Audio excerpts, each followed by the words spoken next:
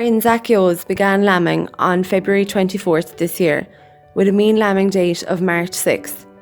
Birth weights across the three groups were on average 5.2 kilos, but this differed depending on birth litter size, with single lambs heavier than those born as triplets or quadruplets.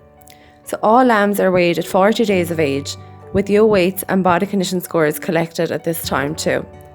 Our lambs are now on average 11 weeks old, and their 10-week or 70-day weights were collected last week.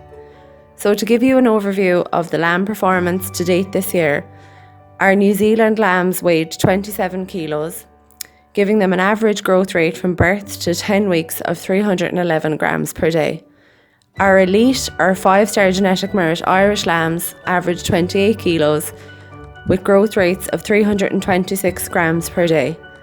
And our Irish 1-star or low genetic merit lambs averaged 25.5 kilos, with growth rates of 291 grams per day. So the lambs are weaned at approximately 100 days of age, which is about 3 weeks from now. After weaning, a leader-follower grazing system is operated, so the lambs graze ahead of the ewes, which gives them offerings of the best quality grass at all times.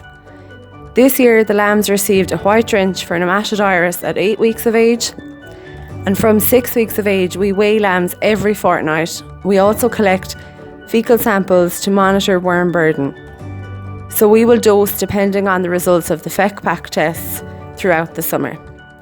Each time ewes and lambs are in the handling unit, they are put through the foot bath. So at the minute, we have a copper sulfate foot bath, and we experience very few issues of lameness because of the routine foot bathing treatments.